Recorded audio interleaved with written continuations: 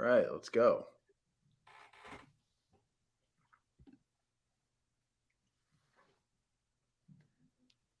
8, 7, 6, 5, 4, 3.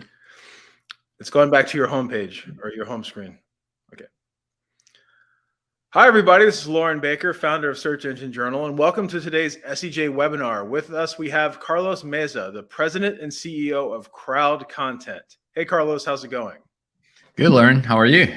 Good, good. It's really a pleasure to have you here. And, this topic with content being the king in modern SEO, I'm really excited because there's so much. I mean, modern SEO, it's changing by the day right now, right? So we know that every direction that Google, even Bing are going into, content is still the king. It still needs to be powered, and great content is going to stick out. So really excited about having you here today.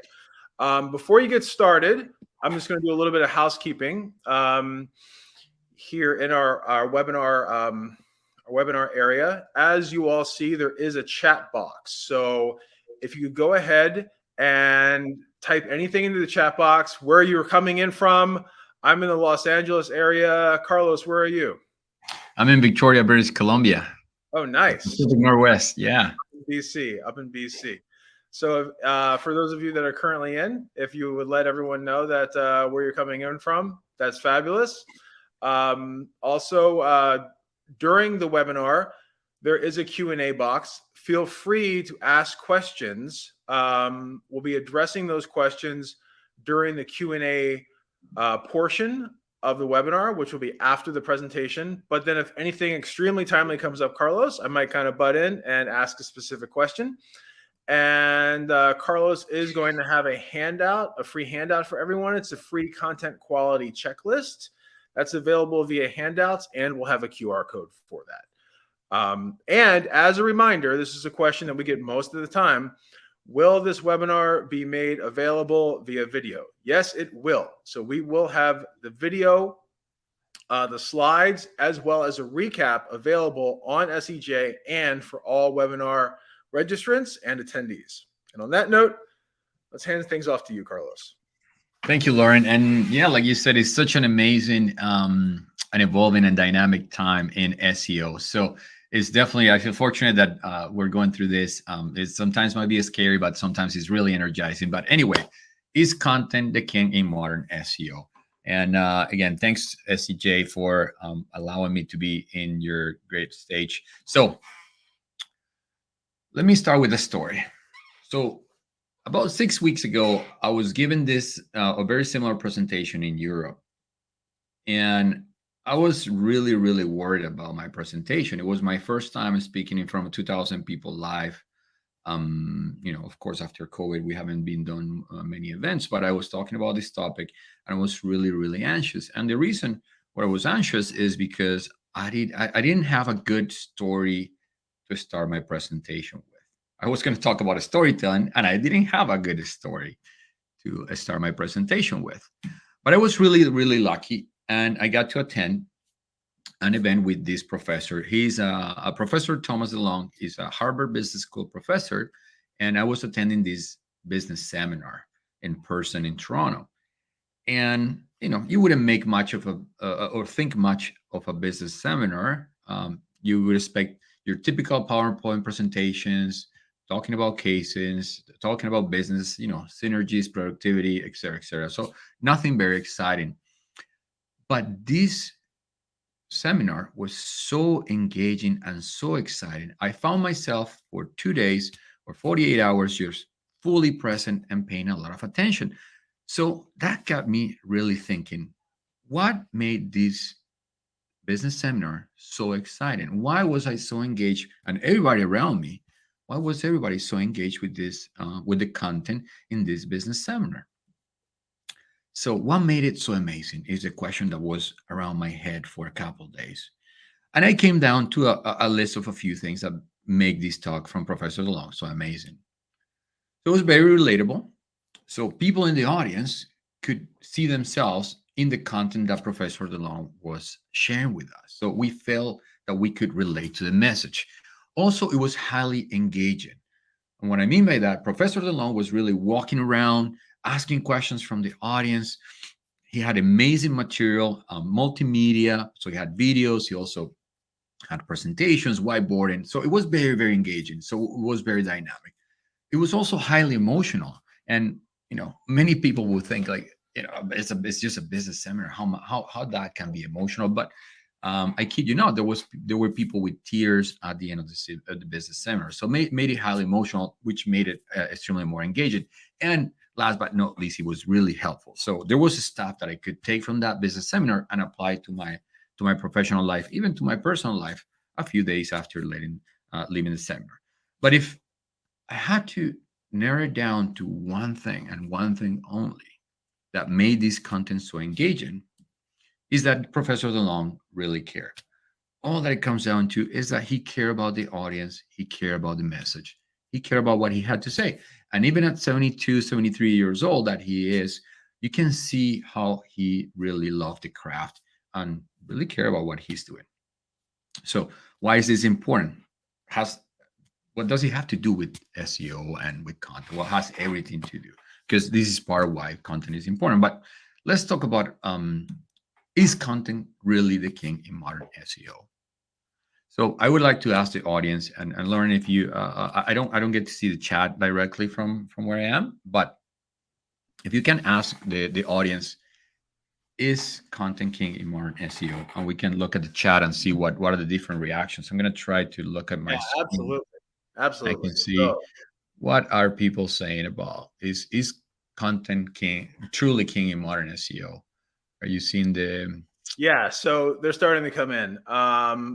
We have some, mostly it's affirmative yeses. We've had a couple, but Chat GPT is the king. And we've also had that it must I love be that. expert content, and also a couple more comments about AI and how Yeah. just the uncertainty of it. But with AI, it may not be king anymore or anytime soon. And then Leanne chimes in, yes, but there's no substitution for quality content, right? Absolutely. Yeah. So it seems like there's a couple of schools of thought here, right? There's quality expert content, right? Well sourced, reviewed by experts. All of that's marked up. They're true experts in their field.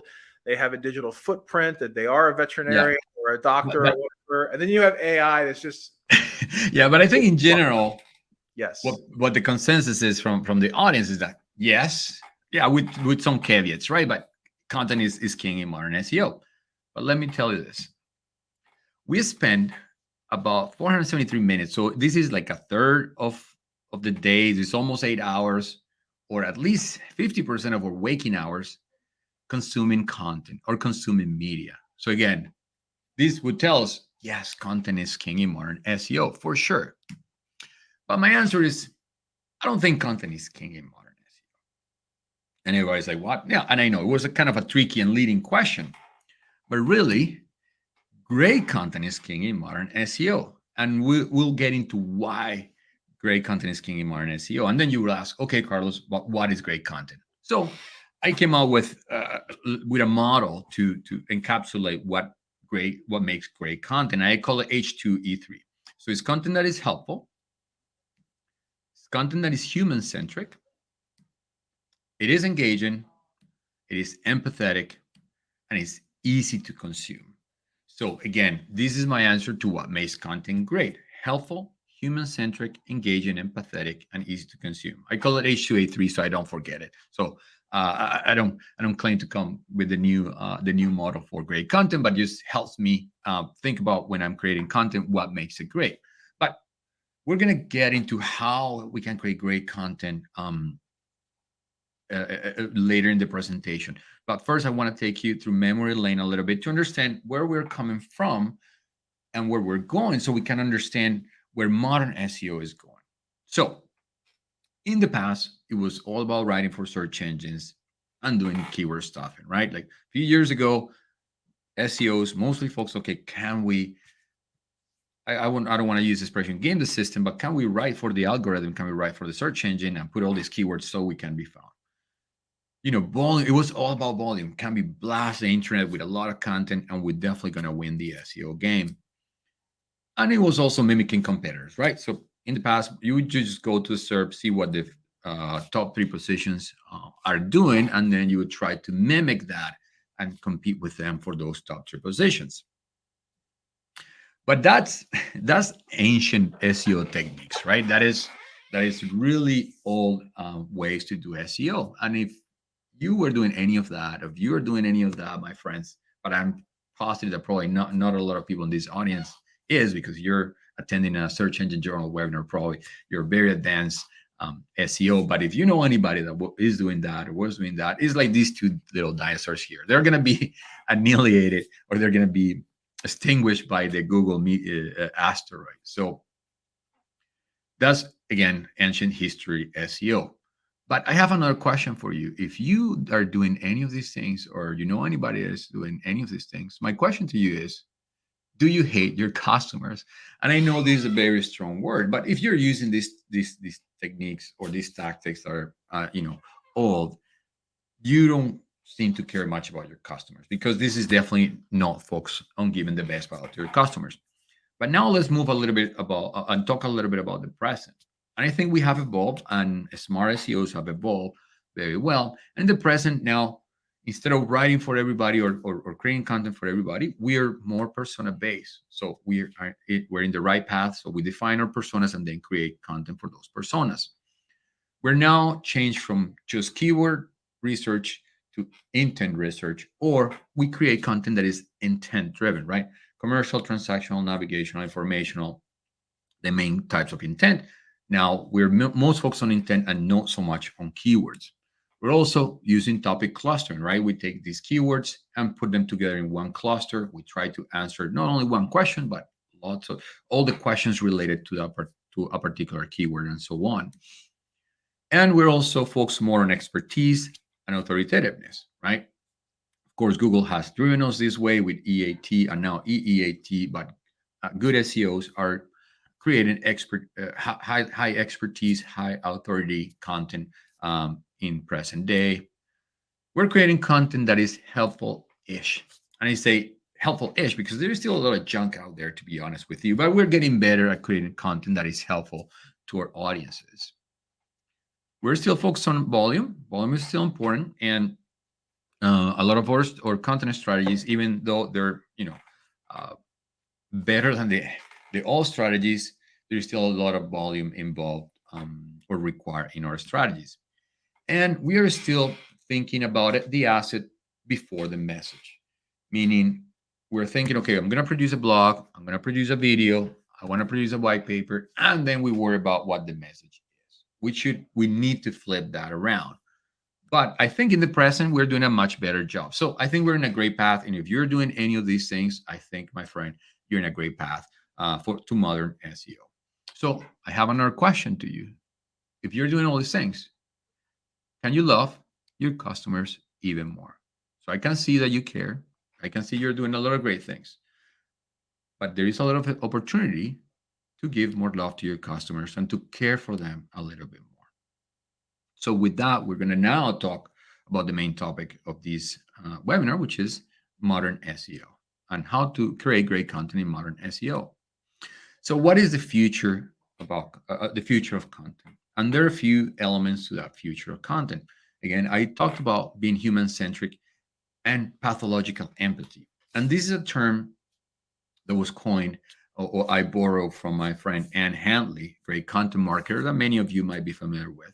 And she talks a lot about pathological empathy.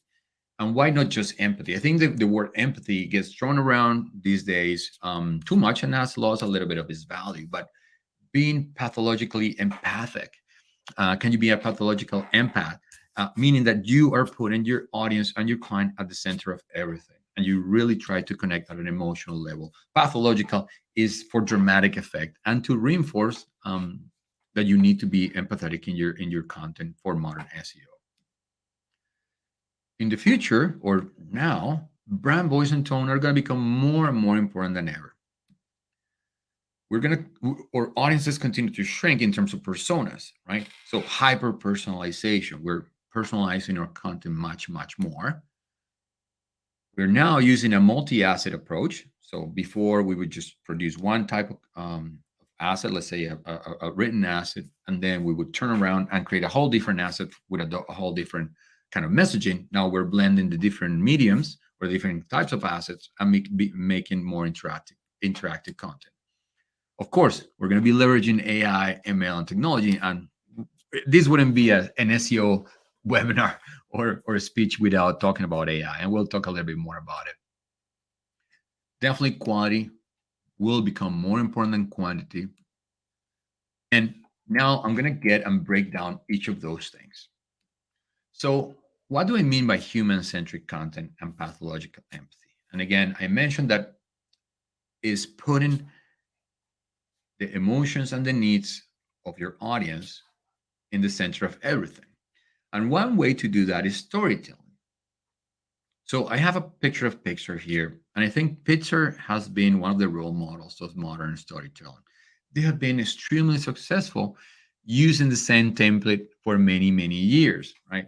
There is always a hero, and he's usually an underdog, and we love underdogs. That hero wants to get something, but there is always an obstacle, and there is always a learning at the end of the hero's journey. So the hero goes to this journey that is not straight, goes up and down, and goes through many, many tribulations, and the hero learns something at the end. So that template has been used by Pixar many, many times in many, many of their motion pictures and become very successful. Now, there are many other ways to do a storytelling, but I want to bring up Pixar because they've been somebody that's definitely become extremely successful on the backs of great, great storytelling. So with that, I have this question. Can you make plumbing interesting? Because many of you might be thinking, okay, well, of course, motion pictures for kids, you can come up with, the sky is the limit in terms of telling stories. But if I have a plumbing business, can I make it interesting? How can I use a storytelling? And I wanted to bring that a real life example. So when I was doing research for this presentation, I was lucky that one of our clients came to us, and they're a very successful home services digital marketing agency in North America. And they're only focused on home services. So they work with plumbers, electricians, HVAC technicians, et cetera, et cetera. And the owner of this agency, very brilliant guy, comes to me and say, Carlos, I think we need to get ahead in our SEO game. Google is definitely taking us there. And I don't know, but I think we can make plumbing more interesting. Is it? I was very intrigued. I had no clue how can you make plumbing more interesting. There's only so many things that you can say about plumbing. And what he said is, Carlos, I think we need to use storytelling. And I think I figured out a way that we can use storytelling to make plumbing interesting. And what we're going to do, we're going to get some researchers to go on the internet and look for reviews of people that has had bad stories with their plumbers or with the electricians or with any of their home services. We're going to take those stories and put it in a blog and create a story around those reviews. And I thought that was brilliant. And I thought that because people love a little bit of drama, or people love to see stories where something interesting happened. So if you're thinking, well, my product is not really that interesting, my product is boring, I'm selling accounting software, or I'm talking to lawyers, or something that you think might not be interesting, think twice, because if you can make plumbing interesting by using storytelling, you can make pretty much anything interesting. So if you don't know how to start with your storytelling or how to develop your storytelling muscle, I highly recommend that you look up this gentleman, Matthew Dix. He has a TED Talk.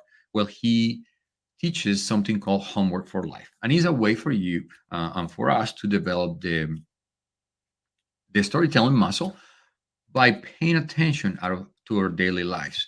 So there's a lot of things that happen to us, but because we're not paying attention, we don't use them. But there are many things that we can draw a story from our daily life. And even though you might not see direct correlation with the product or service that you're trying to promote, you can always use your own personal stories as a metaphor, right?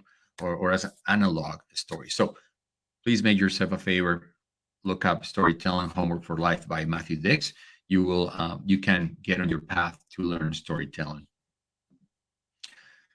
So again, on the same vein of human centric content and pathological empathy, can you put the customer at the center? And everybody says that they're customer centric, that they put the customer at the center. But several studies that have looked at businesses that make this claim have realized that only 30% of the businesses that claim that they're customer centric walk the talk. Only 30% of businesses just really are customer centric. And again, customer centric is not being polite and being nice to your customers, is being kind. And what is the difference between being kind and being nice? Being nice is just pretty much being polite, being very amenable, right? But being kind is putting the needs of the other before yours. And I have a litmus test that I use to when I think, am I putting really the customer at the center? The test or the question that I ask myself is, what is my client or my audience gonna thank me for after consuming this piece of content? What are they going to be thankful for? What problem am I solving for them? What question am I answering for them? If I can answer that question in a positive way, then I think I'm onto something around being customer centric. So again, easy test. Ask yourself when you're writing a blog or you're creating this piece of content, what is my audience going to thank me for at the end of consuming this piece of content? And again, picture here, but we're going to talk about evoking emotion. Again, marketers have been using emotions for many years in their marketing strategies and their marketing efforts. But again, can we leverage emotions in a positive way without taking advantage of them to make our content more engaging? And really, so Pixar here again gave us a great example of how, or really taught us to kids and adults how human emotions work. Right? So can we use joy? Can we use excitement? Can we use a little bit of fear or a little bit of anger or disgust? Things like that to really connect with our audience. And I give you this stat. There was a study by the New York Times that where they found that content that evokes certain emotions is more likely to be shared. So like you can see here, content that evokes anger is 38% more likely to be shared with others than any other plain content. 34%. But you got to be careful. Negative emotions can also have a negative effect. Like you see here, a piece of content that evokes sadness is 17% less likely to be shared. But again, can you leverage emotions and evoke emotions in your reader to make your content more engaging? And again, on the topic of emotions, we got to talk about relatability. Can you create content that is going to be relatable to your audience? And what do I mean by that? Human beings, we want to be seen and we want to be acknowledged. Can your audience, can your client see themselves in the story or in the content that you're sharing with them? And I have a great video to share with you that is going to help me drive the point home a little bit more easily. Hi. No.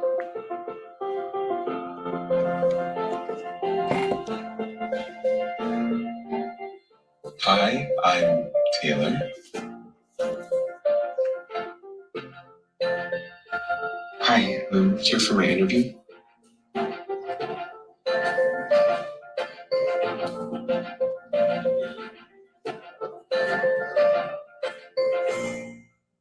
I'm Dorian and I use the pronouns he, him.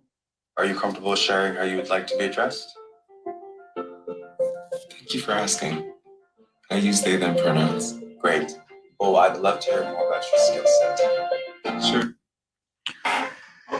This is an amazing piece of content, extremely smart, that has been able to leverage human emotions and has been able to leverage relatability to connect with their audience. I've seen this clip so many times, but I still get emotional every time I watch it. There's so many things that are happening in this piece of video.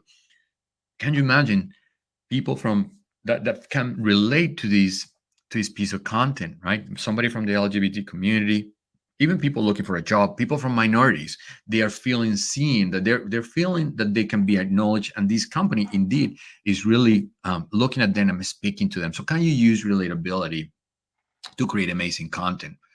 Now, also, can you be vulnerable and authentic? And for many years, corporate brands or businesses have created all this content that feels pretty stuffy, right? And feels like very scripted, highly produced. But I think now in modern SEO, we are looking to connect, and we're looking for brands to be vulnerable and be more authentic. So I want to share another clip with you. Our team was a bit concerned about using a video today because of my bald look. I can tell you that I have never had a more difficult moment than this one. There is simply nothing worse than telling highly valued associates, people who are the very heart of this company, that their roles are being impacted by events completely outside of their control. So again, these clips are about a couple of years old, but it still get to me. You see here the CEO of one of the most powerful hospitality companies in the world, Marriott, that at the time of the pandemic was going through very, very hard times. And you see here, this gentleman was going through some medical treatment, and even though his team advised against it, he showed up as he is. He showed up, with his bold look, and you can see that this is not highly produced, highly scripted.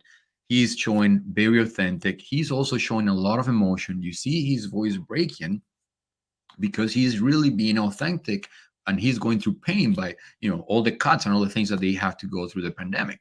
But this video got shared many hundreds of thousands of times because this person was being totally authentic and vulnerable. When I was doing research for this presentation, a lot of marketers mentioned this video to me of a great example of vulnerability and relatability. Okay, so now let's talk brand voice and tone. Why some brands stand out more than others? And 33% are because they have a distinct personality. Now, this is scary for some brands to really create their own unique brand voice and tone, because again, it's hard to find what is really your brand voice and tone, but you need to put the work to create those guidelines and have that unique, distinctive personality where people can associate you to that brand voice and tone. And why is it important? Because in a world where AI is going to become the norm, you need a way to stand out. If you don't have a clear brand voice and tone, you're going to just sound like anybody else. You're going to sound like AI, right? And now that everybody's is going around with this machine gun to create content, a lot of volume of content, brand voice and tone is going to become way more important if you really want to stand out from the crowd. So you can use brand voice and tone to your advantage. So micro audiences, again, like I said, or personas, strategies are great, but we need to go even deeper. Can we speak to an audience of one? So if you're creating a piece of content, can you think of that one person, let's call it Pete, and if you understand Pete's fears, Pete's needs, you can create a content that is just focused on Pete, right? That will help you create a stronger connection. If you're talking to everybody, you're talking to nobody. So can we reach the smallest viable audience that will help you create more unique, more helpful content? Multi-asset. So I have a great stat here. 84% of people were convinced to buy a product or service by watching a brand's video. And I'm talking about multi-asset, but I believe in modern SEO, most of our content will have more of one medium. It will not only be words, but it will be words. There will be a companionship video. There might be a digital asset that is downloadable at the end of the content, or there is a video that comes with this transcription, etc. I think content is going to become more nuanced. Great content is going to become multi-layer, multi-asset, and this is where we're going. So we need to think about the message And then we need to put the assets together that are going to support the message. Again, in the past, I said, or in the present, we're still thinking about the asset and then the message. I think we need to flip that around and think about what is the message, and then put think of the assets that are going to support that message and how we're going to leverage those assets together. Experience gets now mentioned a lot, but really you need to ask yourself, why should people believe you? Do you have first-hand experience? And many of you might be wondering, what do I do if I don't have the experience? But you can borrow experience from somebody else. Can you find a writer? Can you find a subject matter experts that have that experience that you can interview, that you can borrow, that you can use to byline your content, or to vet your content, or to fact check your content? But experience can become, or has become, more important than ever.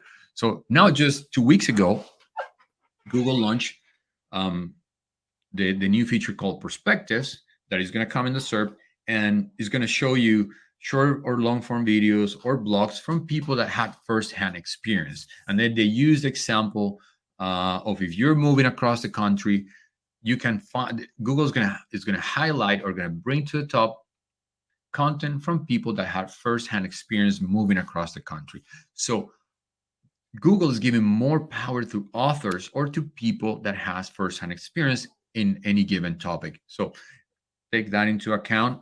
Google also came out saying that they're continue to upgrade the helpful content update system. Used to be a negative signal. Now it's going to be more of a positive signal. So if you're really bringing that experience, bringing that expertise into your content, you're going to be in a good way to win in the modern SEO context. Expertise and experience are not necessarily the same. Experience is having had experience with a topic or with a product. Expertise is, do you really know what you're saying, and can you back it up? So when you're talking about your money, your life topics, you're talking about healthcare. That's the easiest example. Maybe you are an MD, maybe you have a healthcare degree, you're a practical nurse, and then you went to school or had the academic credentials, or maybe the work experience to support what you're saying. Do you really know the topic? Do you really know the content? Because you have been in the field for some years. So again, experience and expertise, they're not the same, but they're highly tied together, and they're becoming more and more important every day. Effort. Now, this is the silent E in the EEAT. Google has been also saying that they're looking at the amount of effort that somebody put in a piece of content to evaluate if they should rank or not. So the Google raters are now looking at, is there enough effort in this piece of content?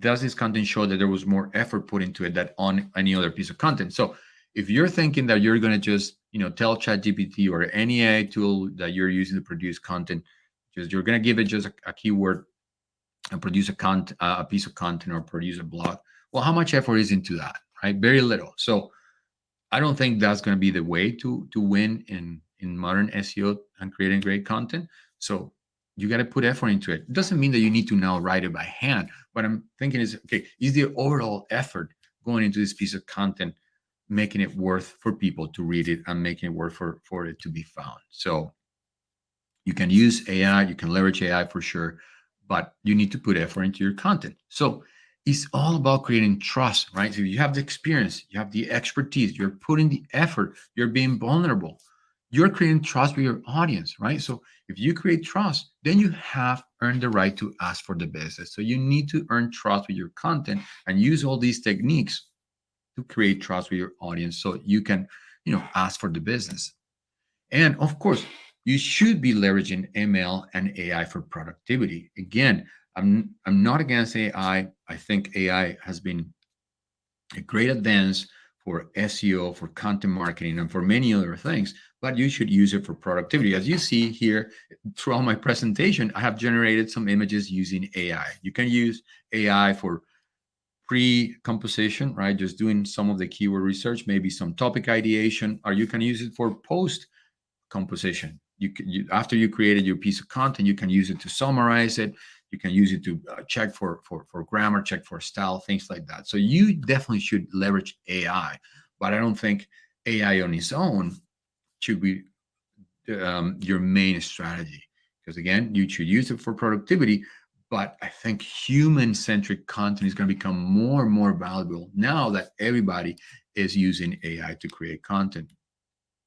And again, quality is going to become more important than quantity. There was a study that was released earlier this year, I think it was Siege and ClearScope, where they found that people that spend $2,000 or more on a piece of content were 80% more likely to see success or see positive ROI.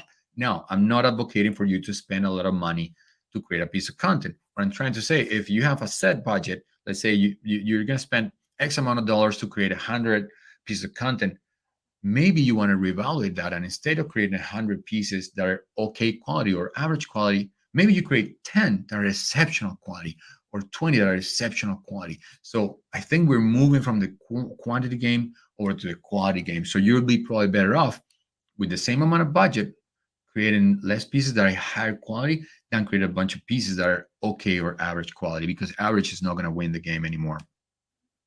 So again, I've been talking a lot about different things that should create great content. We have a very, very helpful checklist you can download. Just use this QR code. I think it's going to be in the handouts as well. So at the end of the day, what it all comes down to, and here you can see a picture I drew from Midjourney, and my prompt was 43-year-old Colombian man with thin beard and glasses that cares deeply about what he has to say. So, and I think did an okay job. These guys are definitely better looking than I am. But again, what it all comes down to? It all comes down to helping the audience. So why was I so anxious about the presentation?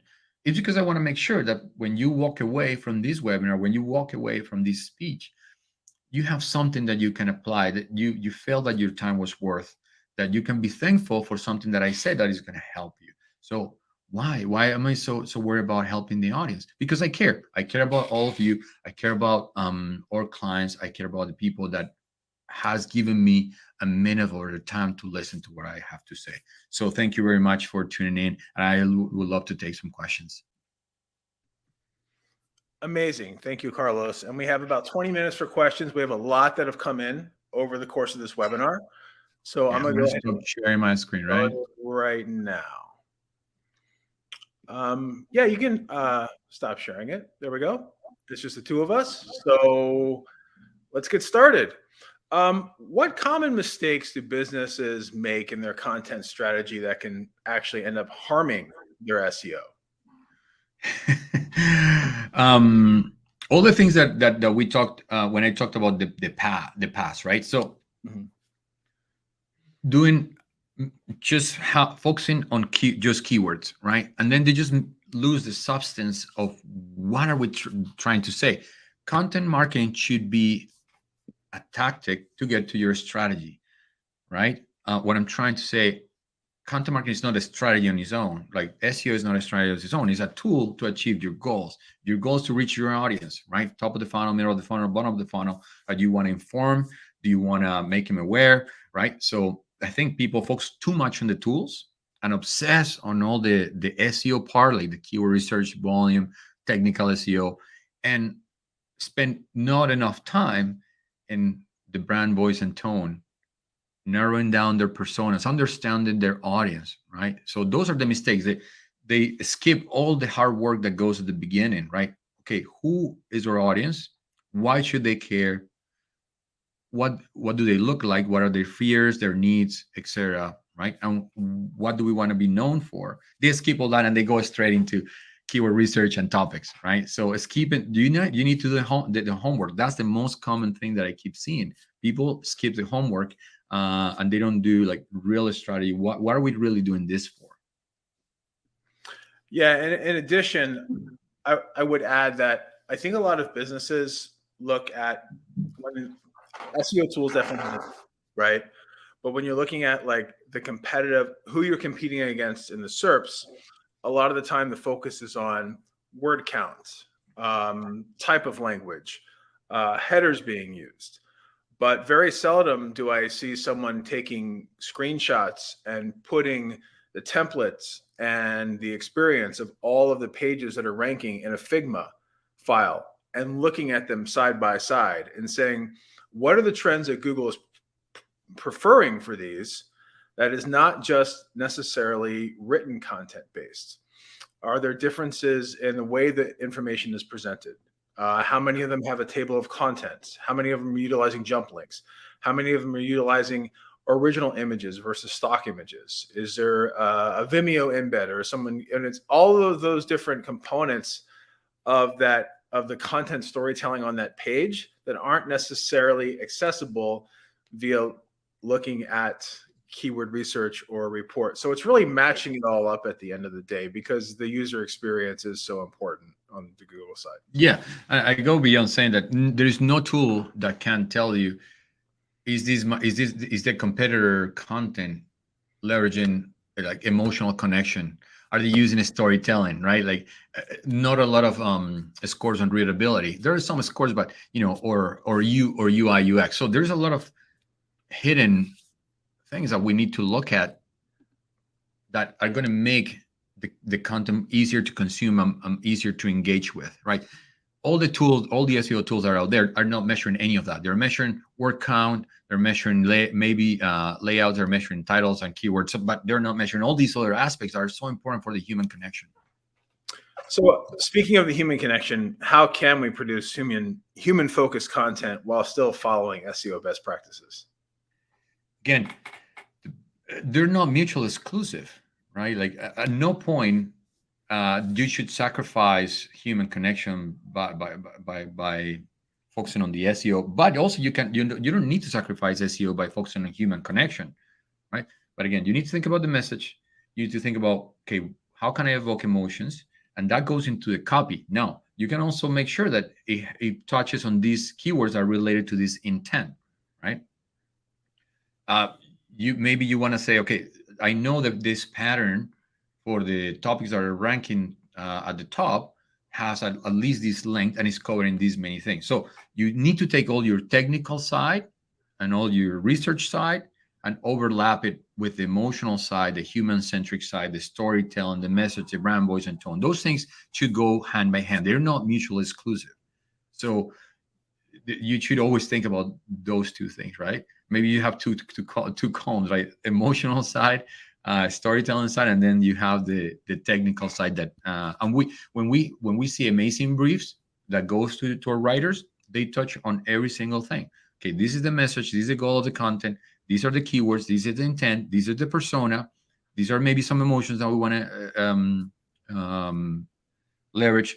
Those things can go into the brief, and then the writer can take all those things and put it into a blog, or the videographer or the producer can take all those instructions and put it into a piece of content.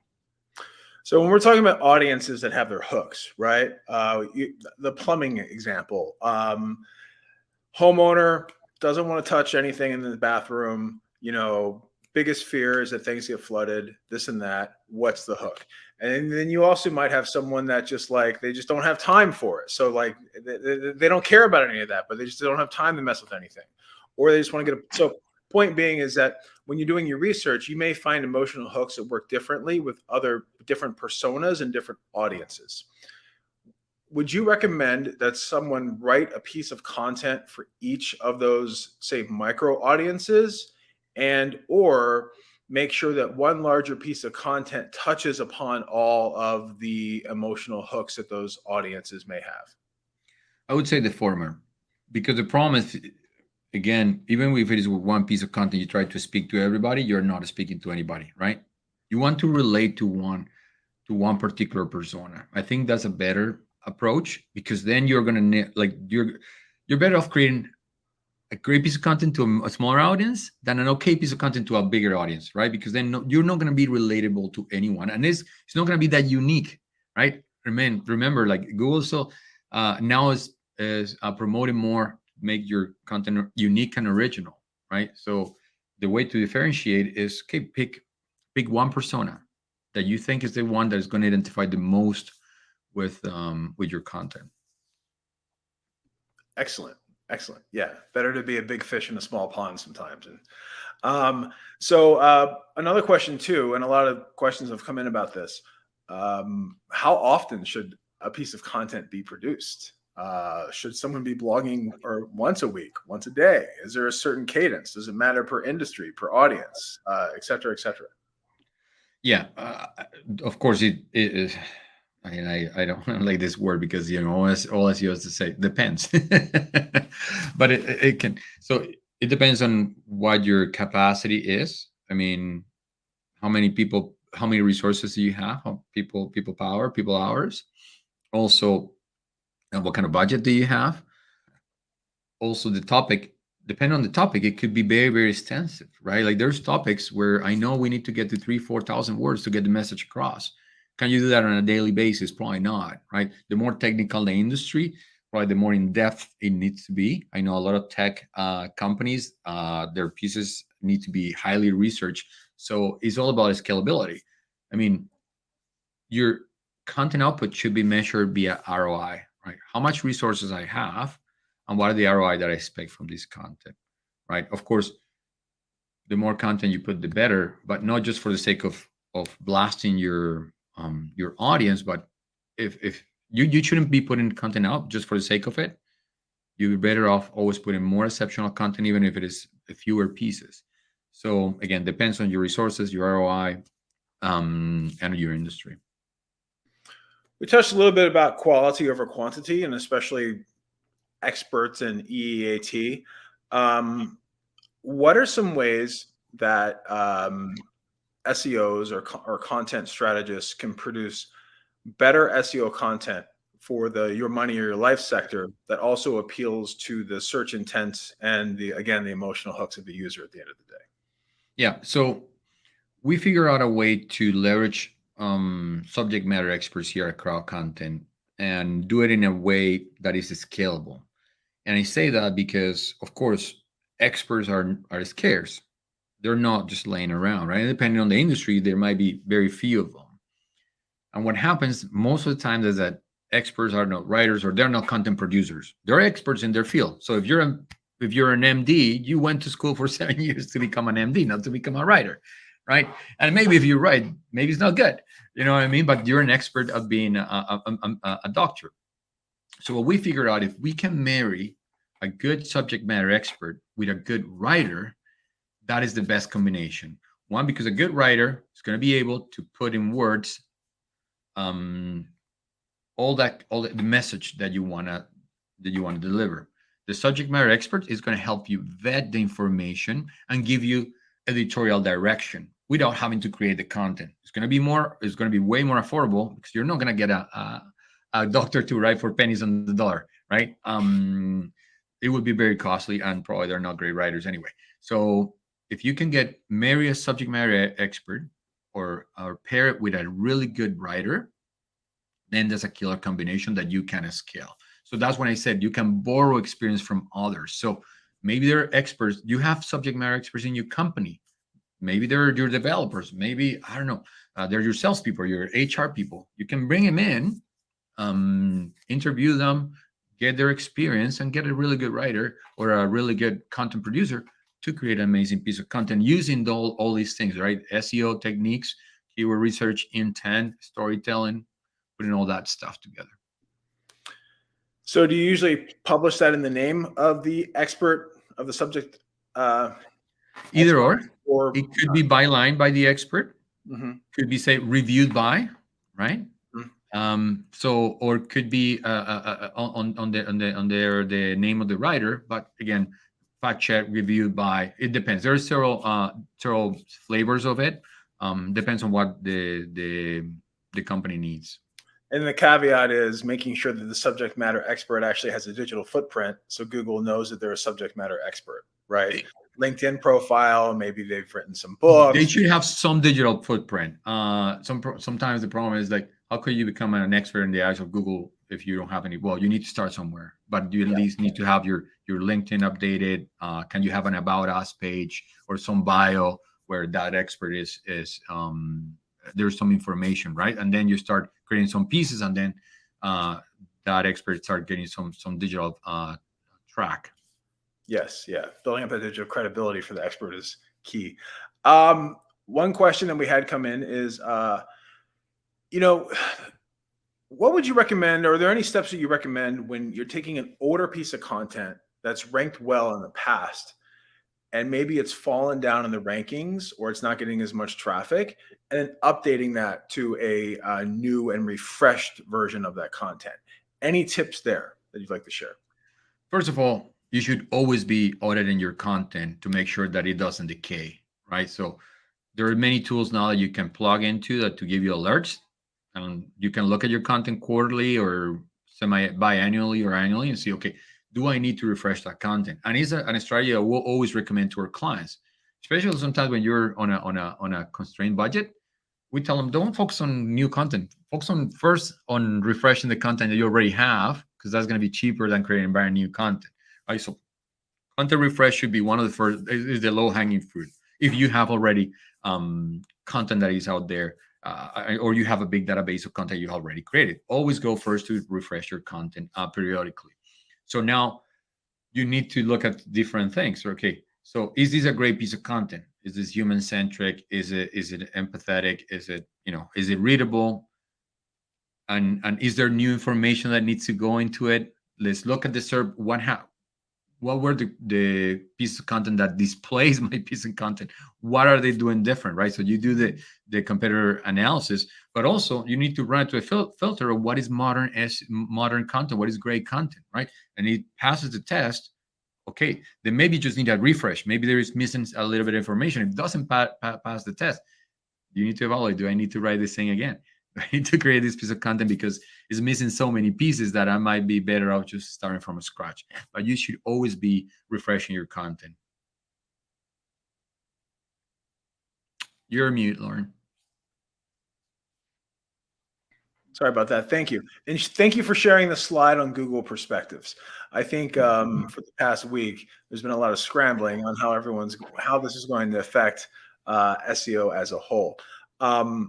So you had mentioned that, so the example of moving cross country. So Google may serve the content of individuals that have moved across country, and those individuals may be writing that content on their own blog or maybe sharing it on YouTube.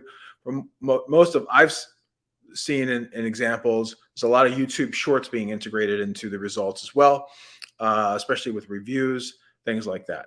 So are there any steps, and I know we're very early on in this process, are there any steps that you would recommend companies and content strategists and SEO start taking right now to prepare for this when it happens in Q4, holiday shopping season? Yeah, and we need to see how it plays out, right? I made a post the other day in Twitter and LinkedIn, and I said, "Why people love killing SEO?" Like, so what I'm mentioning that is because since AI and ChatGPT started kind of become mainstream, everybody's like, "Oh, RIP SEO, RIP search," because they think everything's gonna change. But I think it will take a while for the dust to settle. So we don't know how this is gonna play out. But we need to start thinking on our content strategies. How can we integrate real people giving us real content that is related to our message or to our product? To give you an example, if you're a moving company, can you find those influencers, bloggers around moving, or I don't know, and can you get them to write a review of your company, right? So can you start or mapping those influencers? I know Spark Toro, that's Rand Fishkin's company. They focus on helping people figure out, how to find those influencers. But I think and I really don't like the influencer word because there is some association to it, kind of more like Kardashian-like association. But we need to look for those experts or people with audiences, and have those experiences and see how can we associate them with our brand or get them to experience our brand or our product or service. Now, there's also, can we participate in forums? Can we participate in certain communities, right, where there's user-generated content? People are providing first-hand experience content, right? So now that's another channel that we need to consider. In the past, okay, these are blog, these are YouTube channel, these maybe our social, but going to places like Quora, or Reddit, right? Can we participate in some of those forums? Maybe even at a corporate level. That's okay, as long as you respect the rules of the forum and you're not just doing a lot of self promotion. But again, find those influencers and participate in user generated content channels. I think that would be two steps that we would take. We're personally here in our company, we're doing those stuff, doing a lot of videos, and instead of branding things, creating content under the brand, sometimes we create it under some of the people in our company, make it more genuine and more personal. Very cool. And that kind of ties into the whole name of the company, Crowd Content, right? So the ability to have the crowd creating content for you as opposed to just yourself. And it also gets me thinking, especially with, it's pretty obvious that Google is going to be incorporating a lot of YouTube shorts into this as well, right? So if your company right now, especially if you're on the SEO team, you're not necessarily communicating with your social media team, and your social media team is putting out lots of different reviews, lots of different tutorials, things like that on Instagram and TikTok, and possibly not YouTube shorts. Now is the time to start to get that integrated and to start bringing up that conversation, because this is going to be extremely important. Also, there's tools like Yapo where you can, where your customers can upload video reviews to your site, and then they can be distributed as well. So a lot of the tools are there already. It's just a question of whether or not they're going to come from the company, from the I guess the presence of the quote unquote influencers or customers themselves, or wherever that may be. Yeah, and it blows my mind how SEO teams are not tied by the hip to the social teams. Again, because they should be having a uniform messaging and should have a coordinated strategy, right? Can we take this big piece of pillar content, very SEO rich, can we leverage it by our social media teams and vice versa, right? So the messaging is consistent and they're leveraging from the different channels and from the different assets, right? Because maybe you're creating a short YouTube video or part of this bigger piece of or a bigger blog, right? They should be a companionship asset. So that's when I talk about multi-assets, right? You should be taking all these things instead of producing in silos, and then here's my social media team doing all these things here, and there's my SEO team creating all these blogs here. You should be leveraging, taking advantage of all these different types of content and different channels that you're using, and have a one strategy that uses these different tools. 100%, 100%. Well, Carlos, it's been a pleasure having you today here on the SEJ webinar. Thank you, and to the team at Crowd Content for making today possible. I'd like to thank all of you who attended and asked questions. As a reminder, we will be distributing the video and slides and your handout, which if it is available for all attendees, if you click over to the handout section, it's the free content quality checklist, which you can download, or we'll be sending out the slides with the QR code to be able to do so as well. Carlos, it's been a pleasure. Hope you have a great rest of your day. You too, Lauren. Thank you, everybody, for tuning in. Thanks, Search Engine Journal, for having me. You're welcome. You're welcome. Always great. Okay. Have a good one. Thank you. Bye.